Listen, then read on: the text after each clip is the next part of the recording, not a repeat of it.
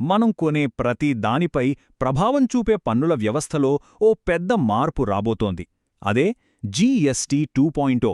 ఇదేదో చిన్న సవరణ కాదు, మన ట్యాక్స్ సిస్టమ్కి ఒక కంప్లీట్ రీబూట్ లాంటిది. అసలు కథేంటో చూద్దాం. జీఎస్టీని మొదటగా తెచ్చినప్పుడు వాళ్లు చెప్పిన పెద్ద మాట మనందరికీ గుర్తుంది కదా, ఒకే దేశం ఒకే పన్ను. దేశమంతటా ట్యాక్సులని సింపుల్ చేయడమే దీని అసలు ఉద్దేశ్యం. మరి అంత మంచి ఐడియాతో మొదలుపెట్టినప్పుడు ఇప్పుడు ఇంత పెద్ద మార్పు ఎందుకు తీసుకురావాల్సొచ్చింది? ఇదే అసలు ప్రశ్న. దీనికి సమాధానమే ఈ విశ్లేషణ. అనుకున్నది గొప్పదే అయినా అమల్లో కొన్ని సమస్యలొచ్చాయన్నమాట. ఆ ఒకే పన్ను విధానం మొదట్లో ఎలాంటి ఇబ్బందులు పడిందో ఓసారి చూద్దాం. ఇంతకీ సమస్య ఎక్కడొచ్చిందంటే, జీఎస్టీ స్టార్టింగ్లో చాలా రకాల ట్యాక్స్ రేట్లు ఉండేవి. దీంతో వ్యాపారులకే కాదు, మనలాంటి కస్టమర్లకు కూడా ఫుల్ కన్ఫ్యూజన్. ఇది మార్కెట్లో చాలా తేడాలు తీసుకొచ్చింది. దీంట్లో ఒక పెద్ద తలనొప్పి ఇన్వర్టెడ్ డ్యూటీ స్ట్రక్చర్. సింపుల్గా చెప్పాలంటే, ఒక వస్తువు తయారు చేయడానికి వాడే ముడిసరుకుల మీద ట్యాక్స్ ఎక్కువ, కానీ ఆ తయారైన ఫైనల్ ప్రొడక్ట్ మీద ట్యాక్స్ తక్కువ. దీనివల్ల ఏమవుతుందంటే, మన దేశంలో తయారైన వస్తువులే కాస్ట్లీ అయిపోతాయి. సరే, ఈ సమస్యలన్నింటికీ ఒక పరిష్కారంగా ప్రభుత్వం ఒక పెద్ద మార్పుకు శ్రీకారం చుట్టింది. అదే ఈ జీఎస్టీ 2.0 సంస్కరణల వెనకున్న అస్సలు మ్యాటర్. ఈ కొత్త మార్పుల్లోకెల్లా ఇది చాలా ముఖ్యం. ఇంతకుముందు 5, 12, 18, 28% అని 4 రకాల ట్యాక్స్ స్లాబులుండేవి కదా. ఇప్పుడు వాటన్నిటినీ తీసేసి జస్ట్ 2 ప్రధాన స్లాబ్లు పెట్టారు. 5%, 18%. ఎంత సింపుల్ అయిపోయిందో చూడండి. అయితే కొన్ని వస్తువుల వాడకాన్ని తగ్గించాలని ప్రభుత్వం అనుకుంటోంది. ఉదాహరణకి పొగాకు ఉత్పత్తుల్లాంటివి. వాటిపై ఏకంగా 40% ప్రత్యేక పన్ను వేశారు. ఇది కేవలం డబ్బుల కోసం కాదు, పబ్లిక్ హెల్త్ని దృష్టిలో పెట్టుకుని తీసుకున్న నిర్ణయమన్నమాట. సో ఫైనల్గా జీఎస్టీ కౌన్సిల్ లక్ష్యం ఒక్కటే: ట్యాక్స్ సిస్టమ్ని సింపుల్గా, అందరికీ న్యాయంగా మార్చాలి. దానివల్ల ప్రజల కొనుగోలు శక్తి పెరగాలి. ఓకే, ఈ మార్పులన్నీ పేపర్ మీద బావున్నాయి, కానీ మన డైలీ లైఫ్ మీద, మన హెల్త్ మీద దీని ప్రభావం ఏంటి? ఇప్పుడు ఆ విషయం చూద్దాం. ఇది నిజంగా ప్రతి ఇంటికి ఒక మంచి రిలీఫ్.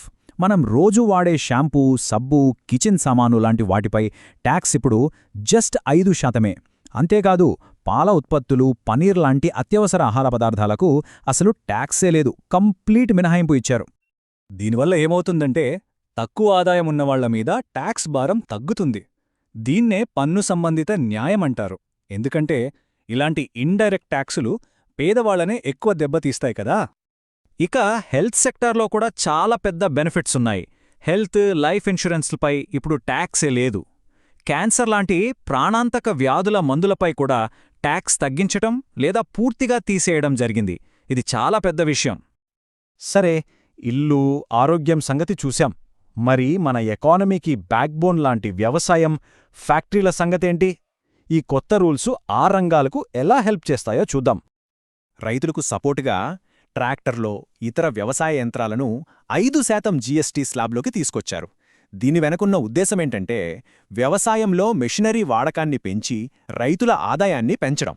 మనం ఇందాక మాట్లాడుకున్న ఇన్వర్టెడ్ డ్యూటీ సమస్యకు ఇది పర్ఫెక్ట్ ఎగ్జాంపుల్. ఆలోచించండి, బట్టలనేసే నూలు మీద 18% ట్యాక్స్ ఉండి, తయారైన బట్టల మీద ట్యాక్స్ తక్కువుంటే ఏమవుతుంది?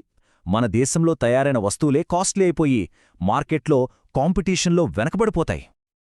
ఇప్పుడు దానికి ఒక సొల్యూషన్ వచ్చింది.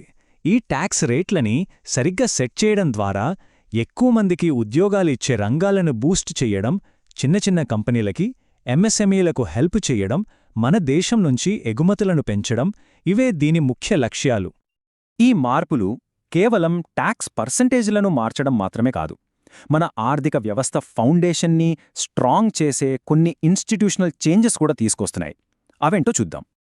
ఉదాహరణకి చూడండి, సిమెంట్ లాంటి కన్స్ట్రక్షన్ మెటీరియల్స్ మీద జీఎస్టీ తగ్గించారు. దీని ప్రభావం కన్స్ట్రక్షన్, రియల్ ఎస్టేట్, ఇంకా పెద్ద పెద్ద నేషనల్ ఇన్ఫ్రాస్ట్రక్చర్ ప్రాజెక్టుల మీద ఇలా ఒకదాని తర్వాత ఒకటి పాజిటివ్గా ఉంటుంది. ఇక ఇన్స్టిట్యూషనల్ సపోర్ట్లో భాగంగా goods and services appellate tribunal ఒకటి ఏర్పాటు చేస్తున్నారు. జీఎస్టీకి సంబంధించిన గొడవలు ఏవైనా ఉంటే వాటిని స్పీడ్గా, ఎఫిషియెంట్గా సాల్వ్ చేయడానికి ఇదొక స్పెషల్ బాడీ అన్నమాట. ఇలాంటి గొడవలు త్వరగా పరిష్కారం అయితే వ్యాపార సౌలభ్యంలో ఇండియా ర్యాంక్ మెరుగుపడుతుంది. ఇది ఫారిన్ ఇన్వెస్ట్మెంట్ని అట్రాక్ట్ చేయడానికి చాలా చాలా ఇంపార్టెంట్. ఫైనల్గా ఈ సంస్కరణలన్నీ ఇండియా లాంగ్ టర్మ్ డెవలప్మెంట్ గోల్స్తో ఎలా కనెక్ట్ అయి ఉన్నాయో ఒకసారి చూద్దాం. అల్టిమేట్గా దీని వెనుకున్న లాజిక్ చాలా సింపుల్. ట్యాక్స్లు తగ్గితే జనాల చేతిలో ఎక్కువ డబ్బులుంటాయి. ఆ డబ్బుతో వాళ్లు ఎక్కువ కొంటారు. ఈ కొనుగోలే మన ఎకనామిక్ గ్రోత్కి ఇంజిన్లా పనిచేస్తుంది. సో జీఎస్టీ 2.0 అనేది కేవలం ఒక ట్యాక్స్ రిఫార్మ్ మాత్రమే కాదు, 2047 నాటికి వికసిత భారత్ అనే పెద్ద లక్ష్యాన్ని చేరుకోవడానికి వేస్తున్న ఒక బలమైన అడుగు. అయితే ఈ సరళీకృత పనుల విధానం ఆ బృహత్తర లక్ష్యాన్ని చేరుకోవడంలో ఎంతవరకు సహాయపడుతుందో మనం వేచి చూడాలి.